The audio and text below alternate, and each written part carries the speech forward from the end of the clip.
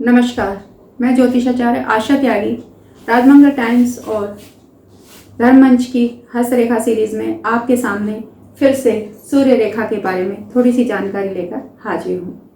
पिछले जो हमने वीडियोस थी उनमें हमने जाना, अब आगे कंटिन्यू करते हैं। यदि किसी व्यक्ति के हाथ में सन रेखा स्पष्ट है और उसके साथ में ये छोटी छोटी लहरदार रेखाएं और बन रही हैं, यहाँ पे थोड़ा ये डार्क हो जा रहा है लेकिन यहाँ पे वो बहुत हल्की हल्की रेखाएं होती हैं। अगर इस तरीके की लहरदार रेखाएं होती हैं तो वो व्यक्ति अपने जीवन में कुछ बाधाओं का सामना करने के कारण अपनी प्रतिभा का पूरा लाभ नहीं उठा पाता, या ये कहें कि उसे प्रतिभा का पूरा उपयोग करने का अवसर ही प्राप्त नहीं होता है। यदि सूर्य रेखा गहरी हो और इसके दोनों सहायक रेखाएं चल रही हों, लहरदार ना होकर सिर्फ सिंपल सपोर्टिव लाइन जारी है, ये इस तरीके से ये सपोर्टिव लाइन देखिए और ये सूर्य रेखा, तो उस व्यक्ति को जीवन में बार बार सहयोग मिलते रहते हैं। कभी भी जैसे इंसान होता है कि छोटी सी शुरुआत से और वो बहुत बड़ी उपलब्धि उसको मिल जाती है और लोग चर्चा करते हैं कि अरे पता नहीं इसे कैसे वो मिला, तो ऐसे लोगों को भाग्य का सपोर्ट मिलता है, यश और मान जो है उनके जीवन में लिखा कर लाते हैं, उच्च स्तरीय सम्मान उन लोगों को मिलता है। अपने अंदर भी एक कैलिबर होता है और सम्मान जो मिल रहा है उसमें सहयोग भी उनको बराबर या निरंतर मिलता रहता है। यदि सूर्य रेखा से कोई शाखा निकलकर शनि पर्वत की ओर जाती है तो उस व्यक्ति के अंदर जो है विशेष गुण आ जाते हैं। सूर्य जो है सम्मान का कारक है, शनि जो है संघर्ष का कारक है, तो वो व्यक्ति जो है अपने संघर्ष से या अपनी मेहनत से यश और मान की प्राप्ति करता है। ऐसा मैंने जब फिंगर्स के बारे में बताया था तब भी कहा था कि यदि किसी फिंगर का दूसरी फिंगर की तरफ झुकाव होता है तो वो फिंगर कौन से प्लेनेट को रिप्रेजेंट करती है उसके अंदर उसकी क्वालिटी आ जाएंगी। यदि सन फिंगर हमारे शनि की तरफ को झुकती है उसमें शनि के गुण आ जाएंगे, शनि फिंगर अगर हमारी जो है गुरु की तरफ झुकती है तो उसमें गुरु के गुण आ जाएंगे। इसी तरीके से रेखा का जो है फलित होता है।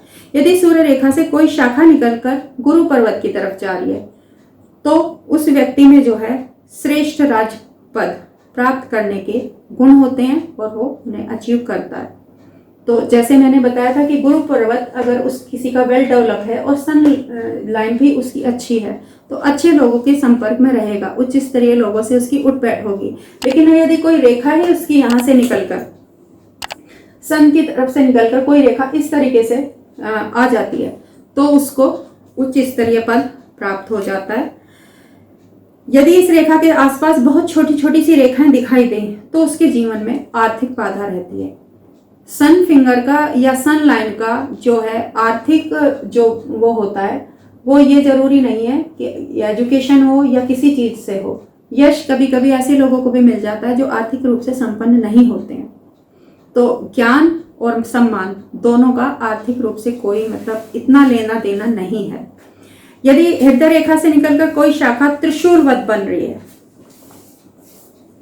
यहाँ पे हमारी ये हार्ट लाइन होती है और यहाँ से कोई रेखा इस तरीके से त्रिशूल का निर्माण कर रही है सन लाइन पर या सन पर्वत पर, तो ऐसे व्यक्ति के जीवन में स्वयं के प्रयत्नों से सफलता मिलती है। मोर देन वन, क्योंकि यहाँ पे ट्रिपल वो आ रहा है तो मोर देन वन जो है वो एफर्ट करता है या उसको कई दिशाओं में यश और मान मिलता है। यदि अनामिका उंगली टेढ़ी मेढ़ी हो पर सूर्य रेखा स्पष्ट हो तो उसे अपराधपूर्ण कार्यों से यश मिलता है। क्रिमिनल माफिया जैसे अभी तालिबान का देख रहे हैं हम, तो उन लोगों की चर्चा तो हो रही है ना, लेकिन चर्चा किन कर्मों के लिए हो रही है ये बहुत जानना जरूरी है। तो किसी लोग का या किसी व्यक्ति का गुणगान लोग कर रहे हैं या चर्चा कर रहे हैं, लेकिन ये भी जानना जरूरी है कि किस कर्म के लिए कर रहे हैं। तो चर्चित हो रहे हैं तालिबान भी, लेकिन वो चर्चा किस चीज के लिए हो रही है? उनके नरसंहार के लिए हो रही है, उनकी क्रुएल्टी के लिए हो रही है। तो इस तरीके से यदि किसी व्यक्ति की जो अनामिका है वो टेढ़ी मेढ़ी हो, मतलब अनामिका जो फिंगर है वो सुंदर ना हो लेकिन सन लाइन स्पष्ट हो, तो उसको अपराध की दुनिया में यश मान मिलता है। यदि सूर्य रेखा के अंत में 3 शाखाएं दिखाई दें तो उसके जीवन में आर्थिक दृष्टि से कोई कमी नहीं रहती। जैसे ये मैंने बताया कि 3 रेखाएं या त्रिशूल या इस तरीके की कोई आकृति बनी नजर आती है तो आर्थिक रूप से वो लोग संपन्न होते हैं।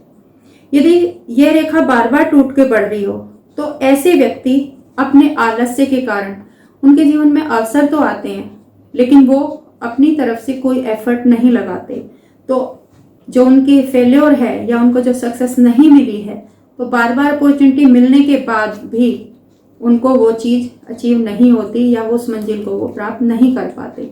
उसका वो इसमें देख सकते हैं हम कि सनलाइन जो है बार बार अवसर दे रही है लेकिन बीच से ब्रेक है। इसका मतलब उन्होंने कैच नहीं किया, उन्होंने अवसर को नहीं भुनाया।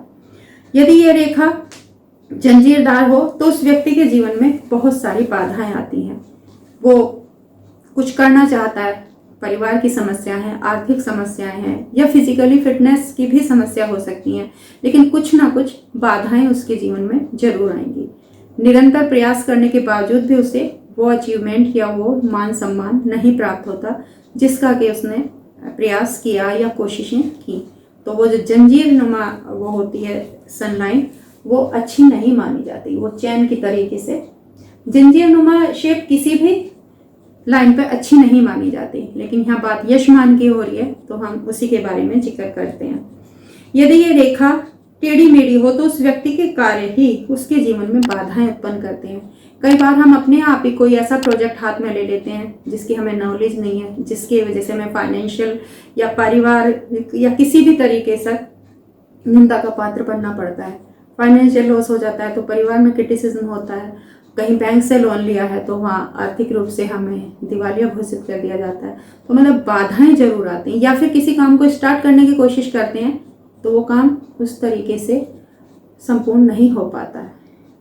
इसके बाद यदि हथेली में भाग्य रेखा और सूर्य रेखा दोनों ही श्रेष्ठ हों तो ये एक राजयोग होता है और उनका जीवन सभी दृष्टियों से श्रेष्ठ होता है। सन तो उसे यश मान दे रहा है और भाग्यवश उसको बहुत सारी अपॉर्चुनिटी मिलती चली जाती है, तो इसे हम सोने पे सुहागा कह सकते हैं। ये इस तरीके का होता है कि भाग्य रेखा हमारी शनि पर्वत की तरफ और सूर्य रेखा हमारी इस तरफ सनलाइन जो जा रही है, तो इसे हम एक तरीके का राजयोग मानते हैं। बाकी रेखाएं